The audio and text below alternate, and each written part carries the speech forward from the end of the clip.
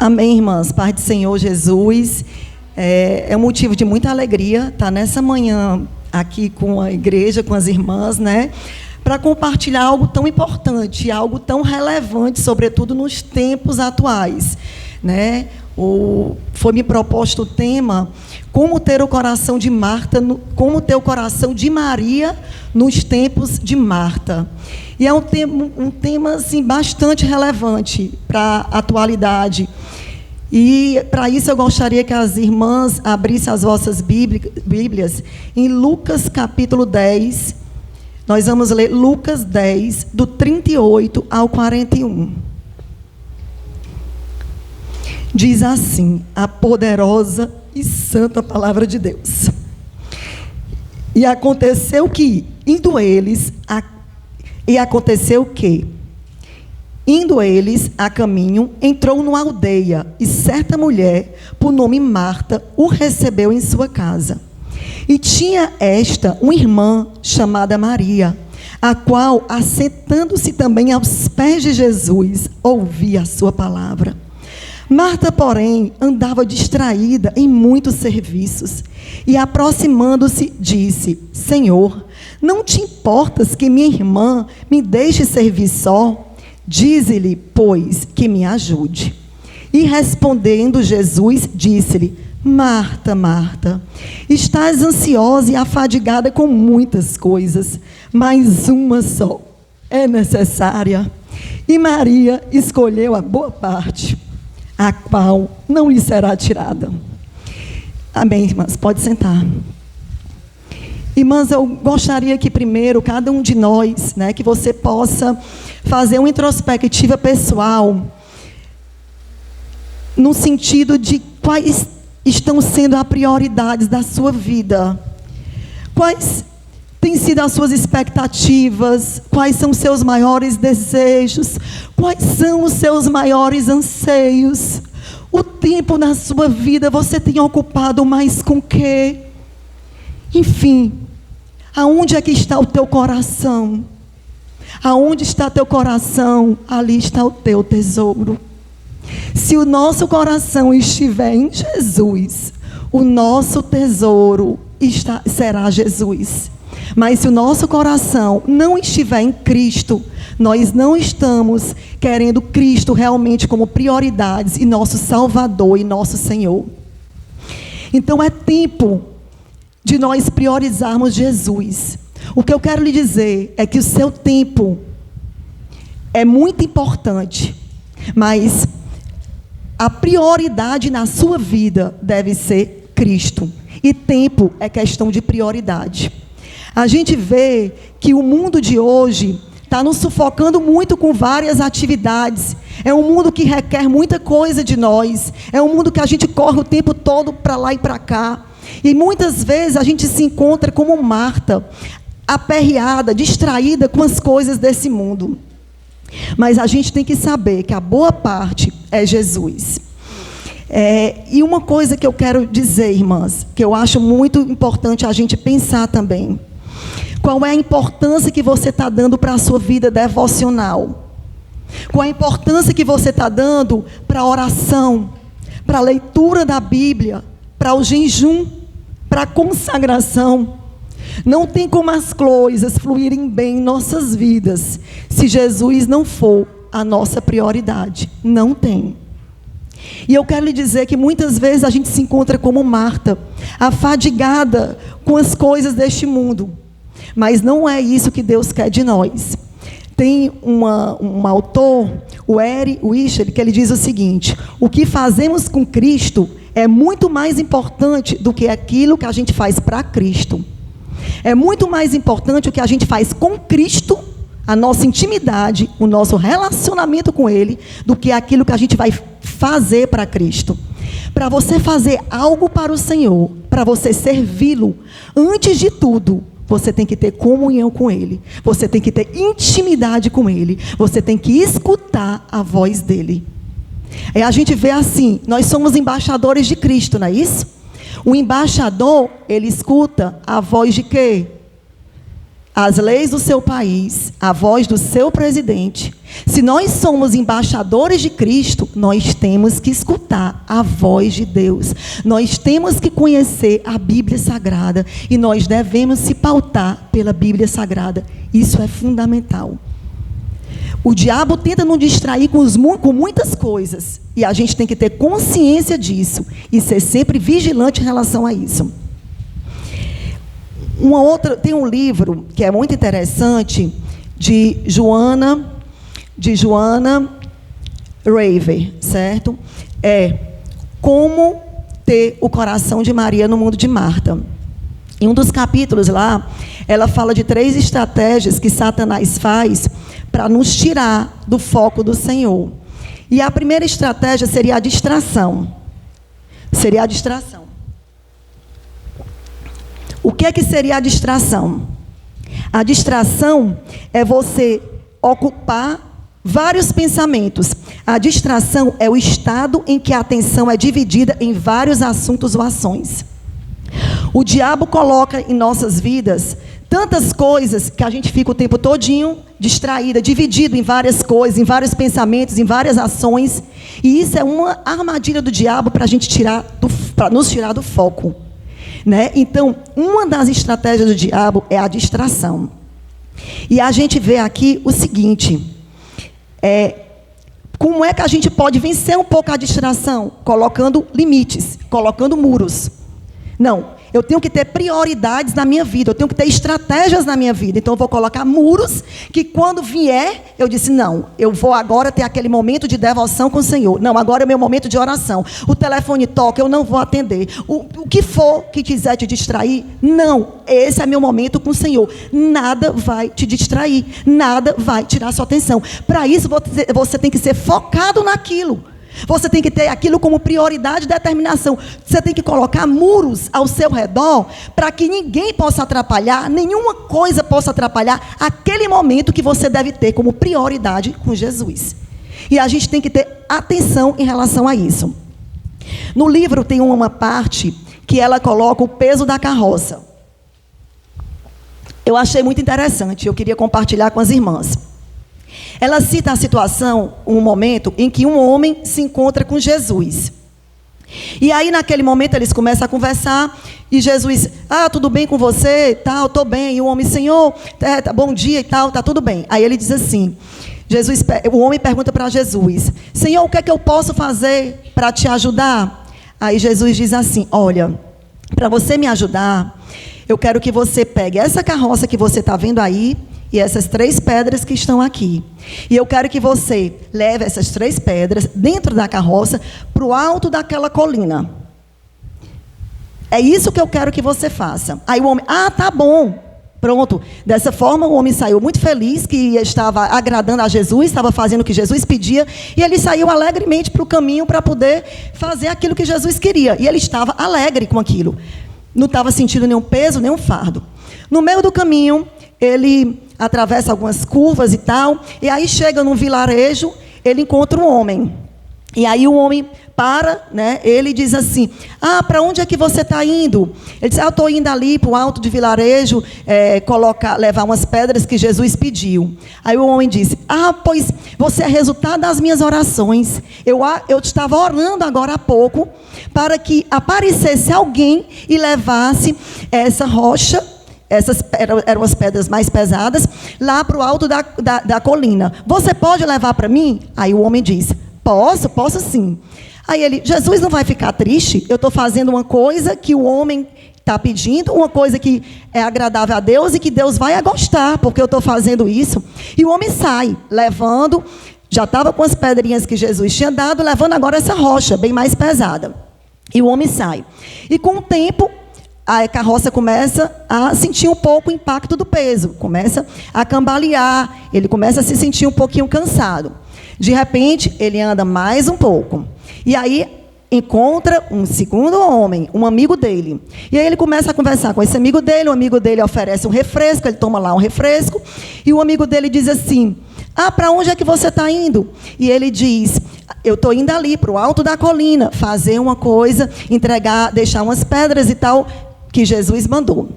E aí ele diz, Ah, pois eu estou sem tempo. Eu gostaria que você fizesse isso. Leva essa mala de seixos para mim, porque eu não tinha como resolver.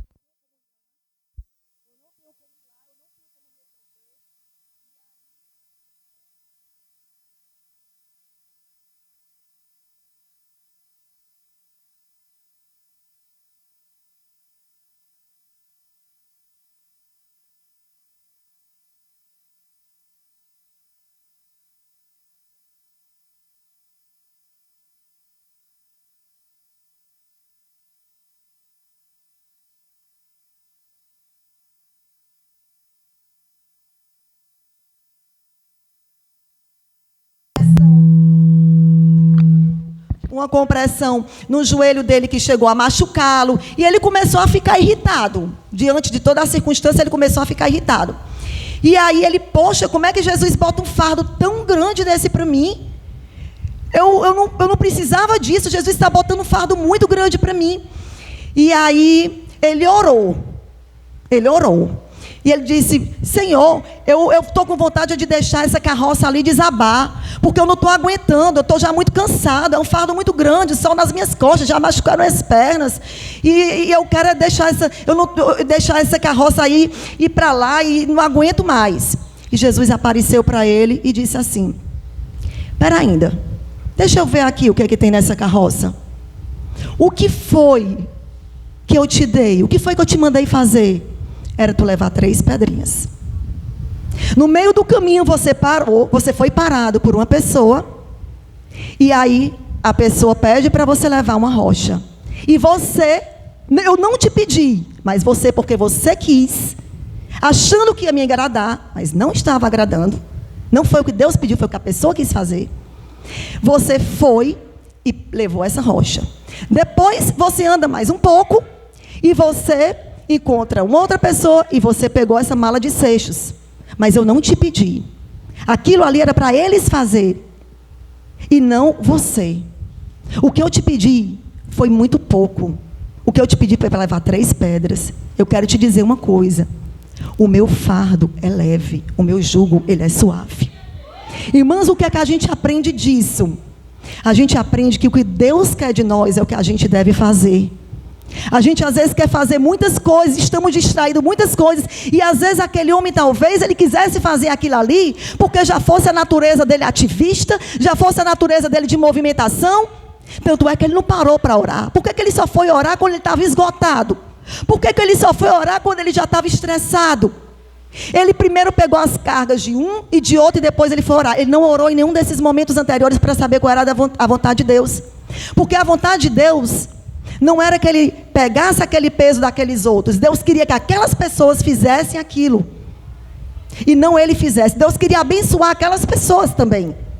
Deus tinha um propósito de bênção para aquelas pessoas. Ele estava tomando a bênção de certa forma, que era daquelas pessoas, e ele estava sobrecarregando com coisas que Jesus não queria que ele se sobrecarregasse. E muitas vezes nós nos sobrecarregamos com coisas que Deus não quer que nós nos sobrecarregamos. E aí quando chega depois, a gente deixa o nosso tempo devocional, de oração, às vezes de estudo bíblico, de meditação, de consagração, porque a gente não priorizou uma coisa só, o que Jesus pediu que fizesse. Então a gente tem que estar muito atento para essa coisa que Jesus quer que nós façamos. Mateus 11, do 28 a 30, diz o seguinte: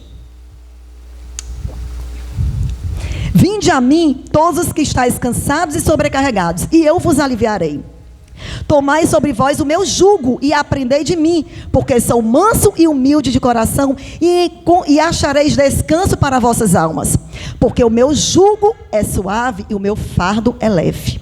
Aquele fardo que aquele homem estava colocando nas costas dele, não foi o que Jesus mandou ele fazer, foi o que ele queria por ele mesmo fazer. Então a gente tem que ter cuidado para que a gente não esteja colocando coisas sobre a gente, nos sobrecarregando, colocando um peso maior do que a gente pode alcançar e possa suportar, e depois culpando Jesus pelas nossas más escolhas. Em vez de a gente, quando for fazer alguma coisa que não foi o que Jesus pediu, pergunte se é o que Jesus quer. Ore antes de você fazer. Peça a orientação ao Senhor antes de você espernear, fazer tudo e depois você está murmurando. Então, vamos ter cuidado com as distrações. E vamos colocar, irmãs, muros aos nossos redores. Ao nosso redor, vamos colocar muros, para que as distrações, as coisas que o inimigo vem colocar, para nos desfocar do propósito de Jesus em nossas vidas, da nossa comunhão com Deus, não seja desfocado. Que a nossa prioridade, irmãos, Jesus quer, Ele veio para nos servir.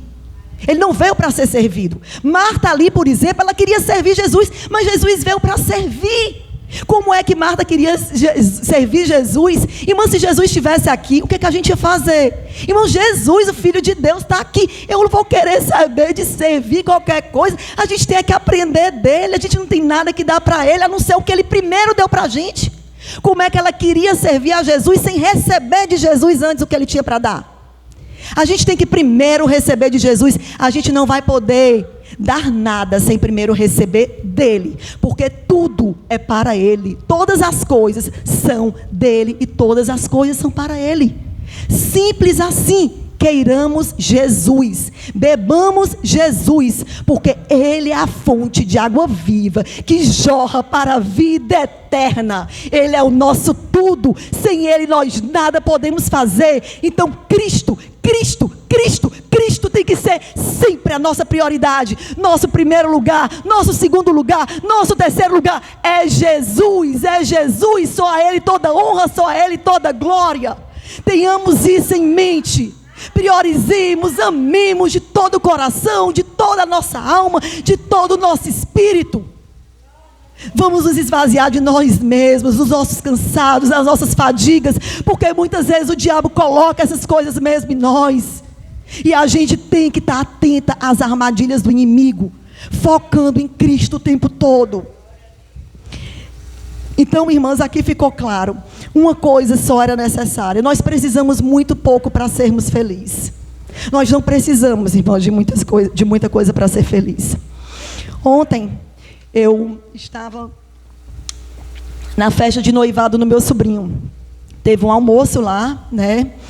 E fui parabenizá-lo e tal. E em determinado momento, irmãs, a minha mãe passou mal. E ali era um ambiente que, assim, de tudo, do ponto de vista material, entendeu? Muito luxo, muita comida, tá entendendo?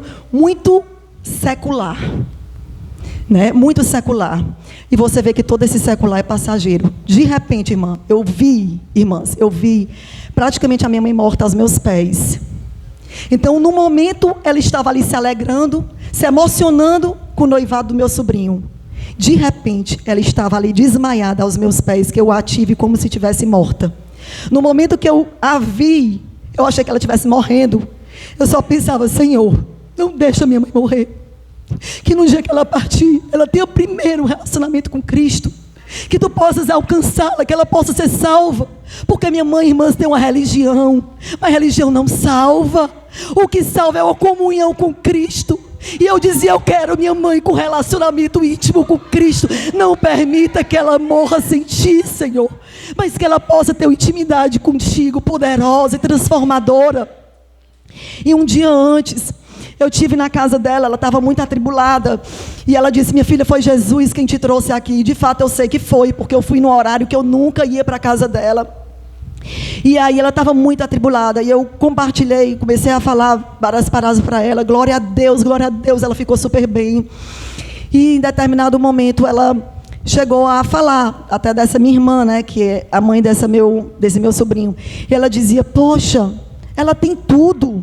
Ela tem tudo. Aí eu disse, não, mãezinha, ela não tem tudo. E aí ela, minha filha, mas ela vai para a igreja. Mãe, ela não tem o mais importante que é Jesus. Mas ela vai para a igreja. Não, mas a igreja não salva. A igreja não liberta. Não basta, não é ela ter uma religião, ela tem que ter um encontro com Jesus. Um encontro que transforme a prioridade das vidas dela. Porque, na verdade, a ansiedade que ela tem é devido à falta de comunhão com o Senhor. Então, irmãs, muitas vezes as ansiedades, as tribulações, as preocupações excessivas é falta de comunhão com Cristo. Então, a gente tem que sempre tomar isso em mente, certo? E às vezes, irmãs, aqui como Marta, às vezes, o que nos desfoca de Jesus, às vezes não são coisas pecaminosas, não. São coisas que são lícitas. Maria estava servindo a Jesus.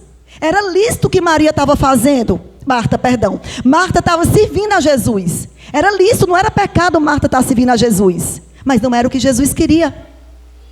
Não era o que Jesus queria. Então, às vezes, o que está nos distraindo não é pecado, mas é uma distração. Porque o que Jesus queria era a única coisa, que era o que Maria estava fazendo. A boa parte estando aos pés dele. Então, a gente tem que estar atenta. Outra coisa que nesse livro fala, que eu comentei com as irmãs, ele fala das distrações que eu coloquei aqui. Outra coisa é o desânimo. Irmãs, a gente vive numa sociedade em que a gente vê as pessoas muito ansiosas. É o mal do século. É o mal do século. Transtornos psiquiátricos, transtornos mentais, crises de pânico, crise de ansiedade. É o mal do século. Quantas e quantas pessoas, às vezes, você vendo ter tudo na vida, mas não tem o principal. E aí vem todas as mazelas que o diabo manda mesmo, porque não tem o principal. O que seria o desânimo? Resultado do conflito sentido entre expectativas e um acontecimento que parece diminuir as chances dessas expectativas se concretizarem. Ou seja, você deseja uma coisa, quer que aquela coisa aconteça, aquela coisa não acontece, aí você desanima, você fica preocupada, você fica ansiosa, né? Então, irmãs, a gente tem, enquanto servas de Deus, como vencer essa questão da ansiedade, da preocupação, da angústia, né? A gente colocando Jesus em primeiro lugar, cultivando o nosso relacionamento com Cristo. E aí eu pergunto, será que esses problemas de ansiedade não é porque a gente está colocando as nossas vidas nas nossas próprias mãos e não das mãos daquele que pode resolver todas as coisas? Será que se a gente colocar as nossas vidas na mão de Jesus, a gente vai ser ansiosa? Eu acredito que não. Eu acredito que não. Spurgeon, ele dizia uma frase que muito me marcou. Ele dizia assim: a ansiedade não resolve o teu problema do amanhã, mas ele tira a tua energia, ele tira a tua paz do hoje. A ansiedade não vai resolver teu problema, não. Teu problema vai continuar do mesmo jeito, mas a ansiedade tira as tuas forças, o teu vigor, as tuas energias do hoje. Então, não vale a pena. Ansiedade é uma preocupação excessiva, intensa, persistente e medo de mudar as situações do cotidiano. Essa é a definição de ansiedade. E a gente vê no mundo dessa forma, de pessoas tensas, pessoas ansiosas, pessoas excessivamente preocupadas. E eu te pergunto, você ficar preocupada vai adiantar alguma coisa? Não vai adiantar. A preocupação, irmão, é como uma cadeira de balanço. O que é uma cadeira de balanço? Você mexe, mas ela sai do canto? Não. E a preocupação é exatamente como essa cadeira de balanço. Ela lhe dá algo para fazer, mas você não faz. Ela lhe dá as oportunidades. Você está balançando ali, mas não sai do canto. E a preocupação é desse jeito. Você fica no gira-gira, balança. Você tem algo para fazer que é para balançar, mas ela não te dá um passo à frente.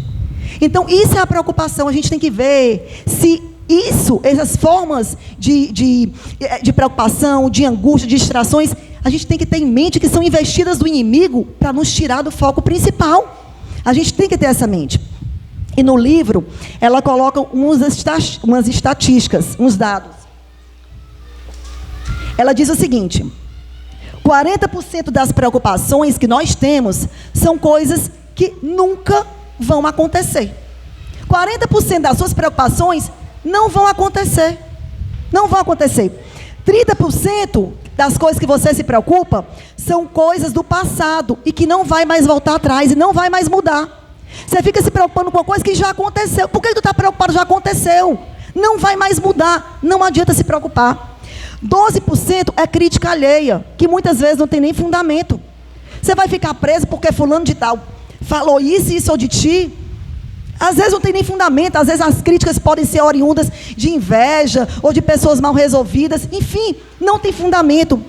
10% das nossas preocupações diz respeito, sabe o quê? A saúde da gente. Só que tu se preocupar com tua saúde, só vai te causar, só vai piorar, porque tu só vai ter estresse e vai piorar ainda mais, não vai resolver teu problema. E só 8% das nossas preocupações são problemas de verdade e que podem ser resolvidos. Então, quando você olha uma estatística das preocupações, você vê que muitas vezes não vale a pena você perder tempo estando preocupada, ficando preocupada, não vale a pena. Então, a ansiedade paralisa a nossa fé e ela não nos faz desfrutar o melhor de Deus. Quando você está ansiosa, quando você está preocupada, sua fé está paralisada, você está olhando o tempo todo para aquilo ali. E aí você não desfruta o melhor de Deus. Irmãs, eu vou compartilhar com vocês uma coisa que aconteceu comigo bem breve. Algum tempo atrás, alguns meses atrás. O meu filho prestou um concurso público e aí ia viajar a trabalho, né? E durante o momento que ele estava ali, ainda nas fases introdutórias, ou então alguns testes de aptidão física e tal, ele chegava para mim e ele dizia assim: mamãe, a senhora não quer que eu passe, né? A senhora vai orar para eu não passar. Aí eu disse: não, meu filho, eu vou orar para que seja feita a vontade de Deus. Eu não tenho vontade. Eu quero que a vontade de Deus se aplique na sua vida e que a vontade de Deus seja cumprida na sua vida. Irmãs, eu lhe digo do fundo do meu coração, em nenhum momento eu disse: Senhor, que ele não passe, Senhor, que ele não fique. Em nenhum momento, porque eu descansei no Senhor, que a vontade de Deus fosse cumprida na vida dele. E aí ele foi, né? Ele passou por muitos momentos, irmãs, de dificuldade, muitos momentos de muita luta, de sofrimento, de cargas pesadas. Tinha dia que eu chorava, entendeu? Mas eu chorava aos pés de Jesus. Irmãs, e foi um momento de muito crescimento para a minha vida. E quando ele ia enfrentar o momento mais difícil dele, ele disse: mamãe, ore por mim. E eu disse: filho, eu vou estar orando como sempre tive, me consagrando por você todos os dias. Eu repito assim, o consagrar que eu quero dizer, irmãs, eu não quero colocar o jejum como uma barganha, entendam. Jejum não é greve de fome. Mas eu precisava me consagrar, porque eu queria receber mais de Jesus. E eu sentia que aquilo ali, eu precisava de Cristo, eu dependo dEle, nós dependemos dEle. E ali o Senhor foi me dando forças, e eu fui me alegrando, entendeu? Em todo momento. Mas eu dizia para o meu filho: filho, eu vou estar orando por você. E eu creio que a vontade de Deus vai ser feita. Mas, filho, Deus não nos prometeu livrar das tribulações. Deus não nos prometeu livrar das dificuldades. Mas eu te digo uma coisa: tu vai estar lá. Vai ser difícil, tu vai passar luta, tu vai passar dificuldade, mas Jesus vai estar com você no momento das dificuldades. Ali se encontrava uma mãe, todo dia eu não saía do meu quarto, orando, me consagrando, buscando ao Senhor, me revestindo de Jesus. Minha irmã, que não é crente, se virava para mim e diz assim: poxa, como tu é forte, Érica. Eu disse: não, eu não sou forte, mas Jesus, Ele é forte, Ele que me dá força, Ele que me sustenta, a minha paz está nele, a minha vida está nas mãos dEle. E o Senhor foi me enchendo, me ensinando, e foi um momento de crescimento espiritual. Às vezes, minha irmã, a tua dificuldade, a tua tribulação, é para que você se chegue mais aos pés de Jesus, como Maria fez. É para você clamar mais a Jesus, é para você se consagrar mais, é para você ser menos de você e mais dele, é para você quebrar o seu eu, colocar nas mãos de Cristo sua vida, sem restrição. Senhor, que não seja o meu querer, mas que seja o teu. Irmãs, e eu lhe digo, foi totalmente a vontade do Senhor. Eu não tive um pingo de querer como não tenho. A minha vontade é que se cumpra a vontade do Senhor, que é boa, perfeita e agradável, diferente da minha, que é cheia de lacunas. Quantas e quantas vezes nós pedimos coisa a Deus que não é o melhor para a gente, e às vezes a gente se frustra, mas a gente tem que querer o que Ele nos dá, que é o melhor, e Ele tem fontes de água viva para nos dar. A água que Ele nos dá realmente vai matar a nossa sede, e é tudo que Ele tem para nos dar, irmã, é tudo melhor. E foi um momento, irmãos, de crescimento espiritual. Foi um momento de sofrimento, mas foi um momento de crescimento, que ali eu me derramava todas as manhãs diante do Senhor, e Jesus abençoou, e no final meu filho inclusive reconheceu: foi Deus, eu não conseguiria, foi Jesus, sem Ele eu não conseguiria. E realmente eu sei que foi o Senhor. Eu sei que foi o Senhor. Tinha dias, irmãs, que o Herbert sabe aqui, eu não queria conversar com ninguém, eu não queria nem trabalhar, eu ficava muda dentro de casa, eu queria só ficar em consagração o tempo todo. Eu sabia que meu filho estava ali sofrendo, eu sabia que ele estava em dificuldades, mas eu sabia que eu não podia fazer nada, mas que Jesus podia. E eu dizia: Senhor, vai ao encontro dele, faz o que eu não posso fazer, acolhe, abraça, sustenta, dá força, dá vitória, que se cumpra a tua vontade na vida dele. E assim, irmãs, foi feito. Então coloquemos todas as nossas ansiedades diante do Senhor. Em 1 Pedro, capítulo 5, versículo 7, diz o seguinte: lançando sobre Ele toda a nossa ansiedade, porque Ele tem cuidado de vós. Irmãs, vamos colocar nossas ansiedades diante do Senhor. Ele cuida de nós, Ele nos ama. Filipenses 4, 6 e 7 diz: não andeis ansiosos de coisa alguma, em tudo, porém, sejam conhecidas diante de Deus as vossas petições, pela oração e pela súplica com ações de graça. E a paz de Deus, que excede todo entendimento, guardará o vosso coração e a vossa mente em Cristo Jesus. Irmãs, se nós excluirmos Jesus de nossas vidas, nós iremos viver preocupadas e nós vamos viver preocupadas, nós vamos viver ansiosas, porque as investidas do inimigo realmente vai vir. Mas a chave para a gente vencer as distrações do inimigo, a chave para a gente vencer as preocupações, a chave para nós vencermos a ansiedade é a oração. Essa é a nossa arma poderosa, essa é a nossa chave. Isso é o que nós deveremos fazer. Então, irmãs, a gente tem que decidir. O que é que você escolhe? Você escolhe ser ansiosa? Você escolhe viver preocupada? Ou você escolhe a melhor parte, que é duradoura, que é permanente e que vai ser para toda a eternidade? A gente deve escolher a melhor parte. Essa é a solução, é ter o governo de Jesus em nossas vidas. Uma outra coisa também, que lá no livro coloca, é a dúvida. Às vezes nós ficamos em dúvida. Será que você pede uma coisa para Deus e Deus não te dá?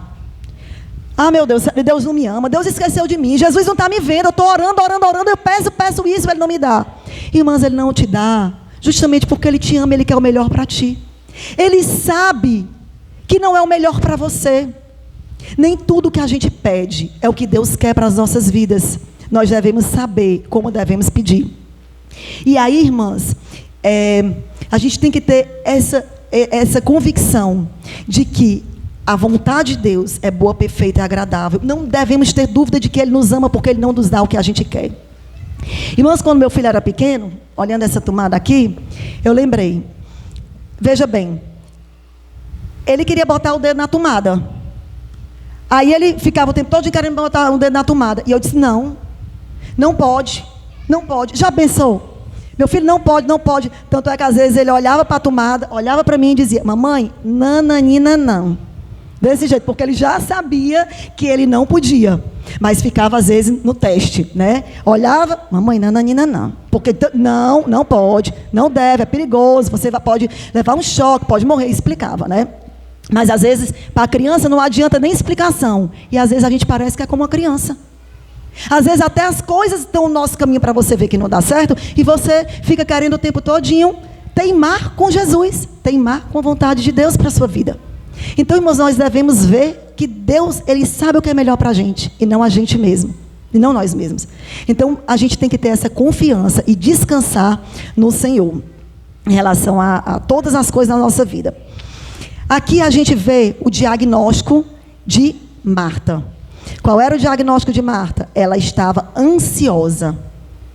Ela estava ansiosa. Jesus deu o diagnóstico dela. Marta, Marta, tu estás ansiosa com todas essas coisas. Tu estás sobrecarregada. Tu estás preocupada. Então, a gente tem que saber qual é o diagnóstico para a gente. Qual é o seu diagnóstico? Como é que você está diante de Jesus? O que é que está tirando o tempo da sua comunhão com Deus? Para você receber a cura, você tem que primeiro saber qual é o seu problema. Qual é o seu diagnóstico? O que é que você tem para que você possa ser curado diante do Senhor? Então é importante a gente saber o que é que nos está distraindo.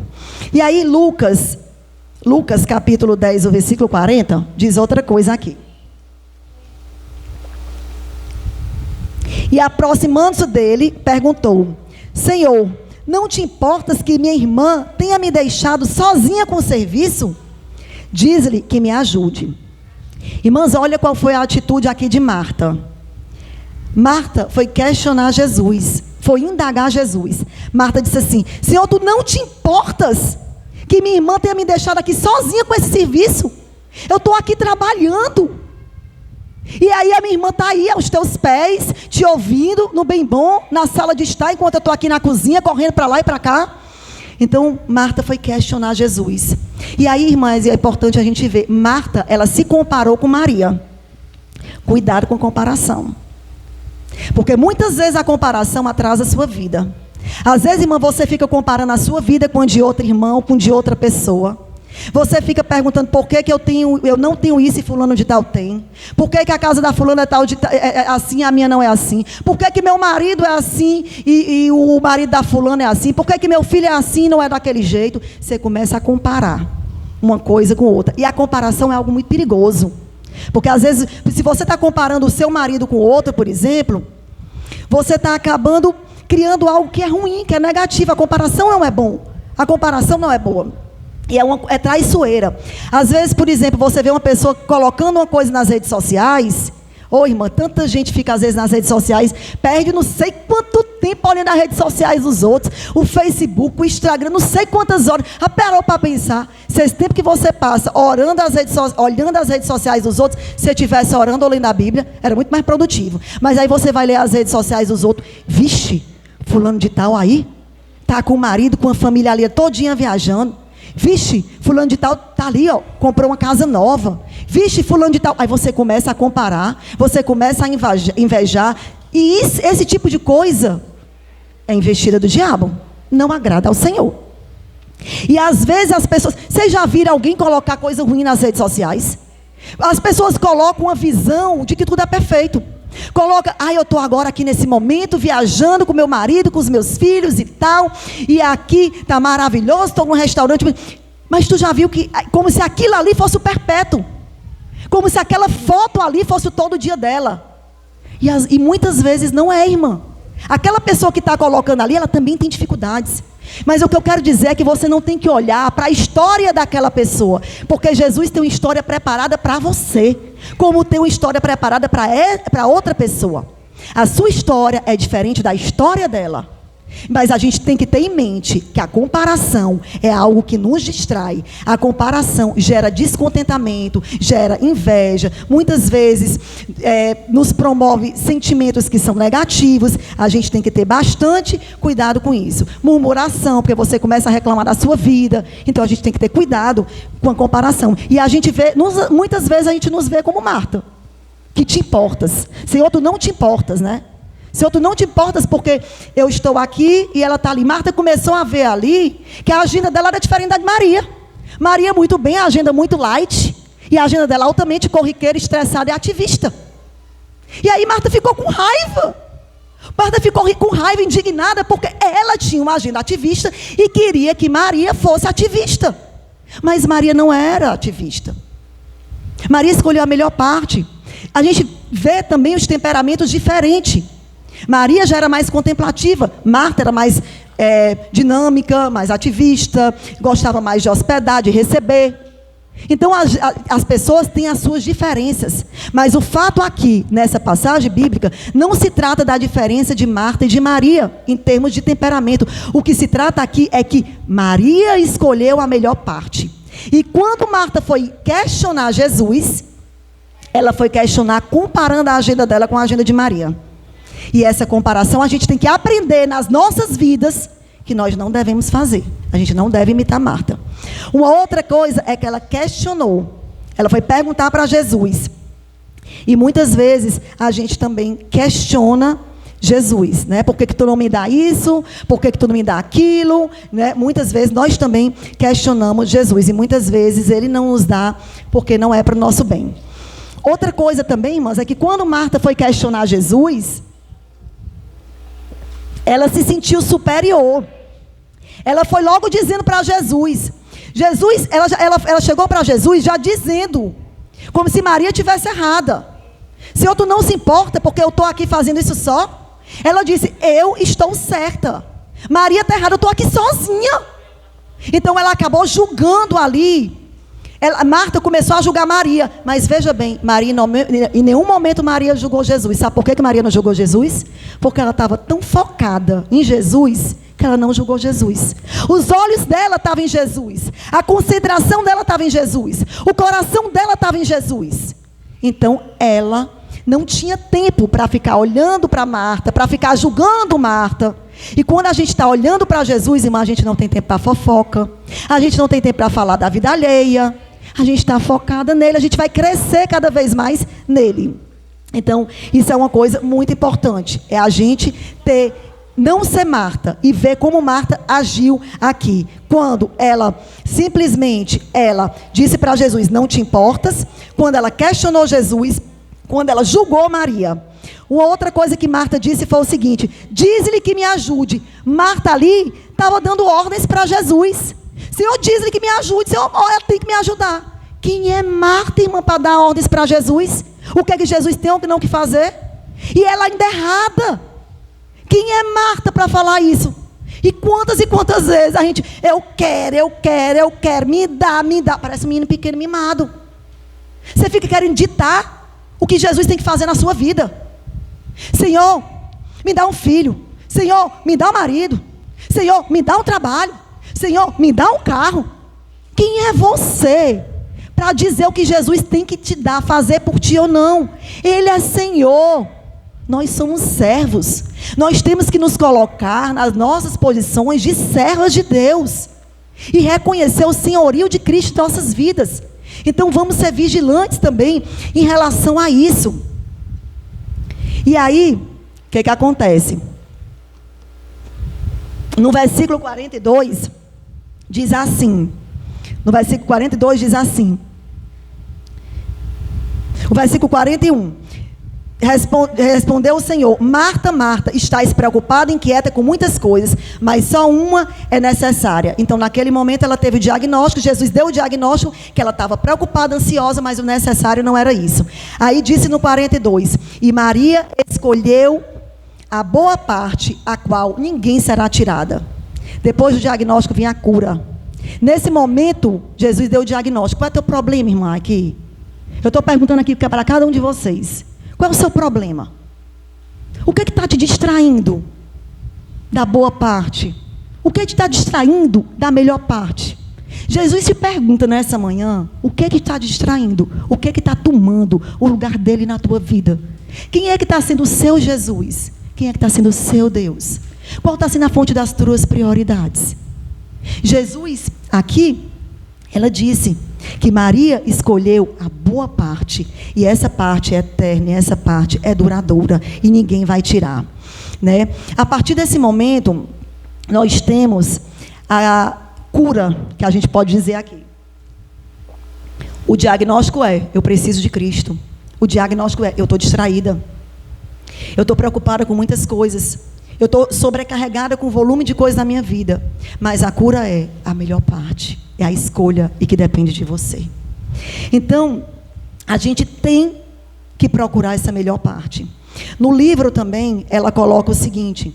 Ela coloca ela conta uma história da sala de jantar. De uma sala de estar. Ele conta uma história assim.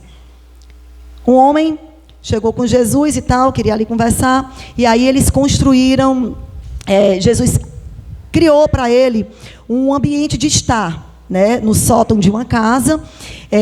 Ele criou um ambiente bem propício de estar, deixou tudo bem aconchegante, tudo maravilhoso, tudo bonitinho, tudo limpinho, tudo em excelentes condições para o homem ter esse relacionamento com Jesus, porque essa sala de estar e essa cura é Jesus. Então, Jesus procurou colocar condições desse ambiente para ter esse relacionamento, essa cura, né, com ele, a cura das tensões, dos estresses, das distrações. E ali, essa sala, nesse espaço, nesse sótão foi criado. E tudo muito maravilhoso. E aí eles combinaram. Jesus diz, olha, vamos nos encontrar aqui todas as manhãs. Cedinho de manhã, você vem para cá e a gente vai ter um encontro, um relacionamento. E aí o homem tranquilo, ótimo. Toda manhã eu vou vir aqui, Jesus, e a gente vai conversar. O homem foi no primeiro dia, o homem foi no segundo dia, o homem foi no terceiro dia. Quando foi depois, começou a aparecer distrações. Digamos que você começou a querer fazer, você mulher, aplicando para a gente, começou a querer fazer um curso, e aí você faltava aquele momento. Você começava a querer telefonar para uma amiga. Enfim, vou para o supermercado, várias situações do cotidiano. Para esse homem, várias situações do cotidiano começaram a atrapalhar esse momento de Jesus com ele, esse encontro que Jesus tinha marcado com ele todas as manhãs. Então, foi o primeiro dia, segundo dia, terceiro dia, depois ele não foi mais. Atarefado com os afazeres, né? Ele, certo dia, ele passou lá e viu a porta da sala de estar entreaberta. Aí ele lembrou, poxa, eu nunca mais vim ter esse meu encontro com Jesus aqui na sala de estar. Ele estava esses dias todos me esperando. Poxa, eu vou agora entrar e vou conversar com Jesus. Ele chegou lá e se desculpou. Senhor, eu não vim mais esses dias todos e tudo, e você estava aqui me esperando, né? E Jesus disse, sim, eu estava esperando. Irmãs, Jesus nos espera para ter um relacionamento conosco. Um relacionamento de intimidade. E muitas vezes nós é que falhamos. E eu quero te dizer uma coisa. Não somos nós que precisamos, não é Ele quem precisa da gente. Somos nós que precisamos dEle. E aí o homem desceu, pediu desculpa e Jesus disse assim, o problema é que você pensa nesse tempo comigo como um momento tranquilo, de estudo bíblico, de devoção, como se fosse o único fator para o seu progresso espiritual. Mas esquece que esse tempo também tem significado para mim. Irmã, quando Jesus pensa nesse tempo com você, não é porque Ele precisa, não. É porque Ele nos ama tanto, Ele te ama tanto, que Ele quer ter intimidade contigo. Ele quer ter relacionamento contigo. Ele não precisa, mas Ele sabe que você precisa. E por amor a você, a mim, Ele quer ter esse tempo conosco. Então, irmão, como é que está sendo a nossa sala de estar? Como é que está sendo o nosso tempo com o Senhor? Será que muitas vezes nós estamos tendo problemas nos nossos lares, com os nossos filhos, com os nossos maridos, estamos tendo problema no nosso trabalho, porque nós não estamos cultivando a sala de estar como nós deveríamos cultivar?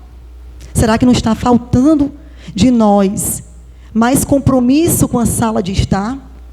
A gente tem que pensar disso. Sabe por quê? Porque, irmãs, não se engane. Satanás gosta justamente de colocar distrações. Ele quer colocar para você uma agenda sobrecarregada. Não é de hoje não, irmãs. A Bíblia já cita, há tempos atrás com Maria e Marta. Aquilo ali já era Jesus para nos preparar para o mundo de hoje. E fala hoje conosco. Então, tenha cuidado. Veja a agenda sobrecarregada que você está tendo. Procure ter cuidado em cada pensamento, sentimento e atividade que você está tendo que diminua a sua vida com Jesus. Tenha cuidado. Veja as estratégias do inimigo. Pense o que é que você está pensando que está tomando o seu tempo de devocional. Pensa o que é que você está fazendo, as suas ações que estão sendo prejudiciais. Então, tudo isso você tem que pensar. Maria, ela entendia que a importância para o Senhor era estar aos pés dele. O Salmo 5, versículo 3 diz assim: de manhã, Senhor, ouves a minha voz. De manhã te apresento a minha oração e fico esperando. Olha só, irmãos, o que o salmista diz. De manhã, Senhor, ouves a minha voz. É de manhã. São as primícias. Você vai sair muito mais tranquila, leve, para enfrentar todos os desafios do dia, quando você tem primeiro esse momento com Jesus. Então, de manhã, ouves a minha voz. Ore, irmãos, de manhã. De manhã te apresento a minha oração e fica esperando. Lutero dizia, né? Hoje tenho muita coisa para fazer, então tenho que orar mais ainda. Justamente porque eu tenho muita coisa para fazer, aí que eu vou orar mais. Então a gente tem que ter essa visão. Eu me lembro, irmãs, que quando eu era recém-casada, eu cansei de ver o meu esposo, para quem não conhece, o pastor Glauco, o homem mais lindo e maravilhoso do mundo, entendeu? Lindo. E aí, o amor da minha vida, né, irmãs? Eu não posso deixar de dizer. E aí, eu me lembro do meu esposo, irmãos, muito cansado, a agenda sobrecarregada de trabalho e tudo, e a igreja, e lendo, né? Eu pegava várias vezes, irmãos, ele de madrugada, muitas vezes mesmo, assim, exausto, com os livros na mão e dormindo. E aí eu chamava para ele dormir. E ele dormia, tudo bem, mas ele sempre botou o despertador de madrugada para orar. E eu ficava muito preocupada com a situação dele, às vezes sobrecarregado, cansado demais. E teve uma vez, irmã, que eu peguei o despertador e eu atrasei 10 minutos. Irmã, foi a pior coisa que eu fiz na minha vida. Na hora, eu não tive essa noção. Mas sabe qual foi a resposta dele para mim? Eriquinha, meu amor, nunca mais faça isso. Você tirou tempo da minha comunhão com o Senhor. Irmãs, foi pesado. Eu disse, Senhor, me perdoa. Porque antes do cansaço físico, a gente deve ir para Jesus mesmo cansado, mesmo sobrecarregado. Naquela hora, eu estava olhando o homem, eu estava olhando ali meu marido, cansado, exausto. Mas ele estava tendo a visão certa. A visão de eu vou me acordar de madrugada, eu vou orar. Aí o que acontece? Uma vez, irmãs, o despertador tocou e ele não conseguiu acordar. De tão exausto que ele estava, ele não conseguiu acordar. E aí ele foi dar aula na faculdade, nessa época, esses episódios, era quando ele dava aula na Unifol, né? E aí ele se levantou e já em cima da hora teve que ir para a aula sem orar e sem ler a Bíblia, sem ter aquele momento devocional. Irmãs, ele ficou revoltado. Sabe o que foi que ele fez? Passou uma semana dormindo no chão. No chão do quarto, para quando o despertador tocasse, ele não ter prazer no sono. E assim ele fez. Ele ficou revoltado, indignado, porque naquele dia, ele não deu o melhor dele para Deus. Naquele dia de manhã, o Senhor não escutou a voz dele. Irmãos, isso para mim foi uma lição assim, de vida. Que eu estava errada, que eu estava preocupada com o homem, com cansaço físico, mas a gente deve chegar a Jesus cansado, gemendo, de qualquer jeito, esmurecendo, mas o melhor é para Jesus. E nunca mais, irmãos, eu fiz isso e eu vi que eu errei e que ele estava certo. E assim a gente tem que ter esse zelo de dar o nosso melhor tempo para Cristo, para Jesus. Muitas vezes a gente encontra esse conflito, um conflito entre estar na cozinha servindo como Maria e estar na sala de estar aos pés de Jesus, como estar na cozinha como Marta e estar na sala de estar como Jesus, ouvindo Jesus. Mas uma coisa eu digo, irmã, a melhor parte é estar com Cristo. E o que Jesus quer da gente não é que a gente pegue uma agenda sobrecarregada, nem os problemas do mundo todo e vá resolvendo tudo. Ele quer que primeiro você tenha comunhão com Ele.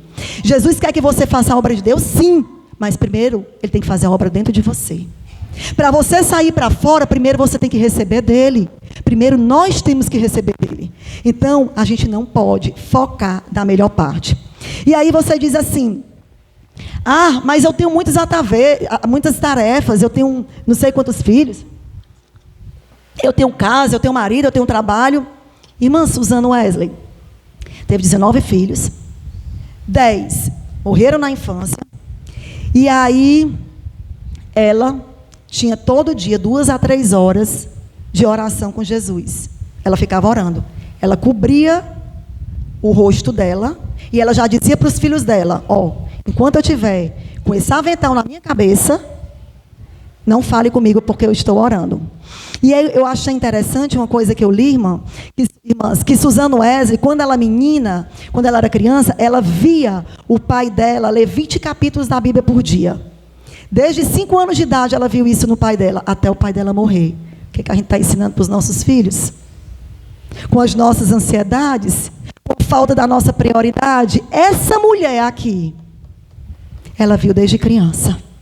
Ela teve um exemplo da casa dela também. E aí, ela tinha um filho que era inválido. Mas mesmo assim, ela cuidava das hortas, ela cuidava de casa, ela tinha marido, ela tinha vários filhos. Mas mesmo assim, ela tinha 2 a 3 horas do dia dela, que ela estava com um avental na cabeça para orar a Deus. Então, irmãs, o nosso tempo é questão de prioridade. É você priorizar a melhor parte. É você fazer a escolha certa como Maria fez.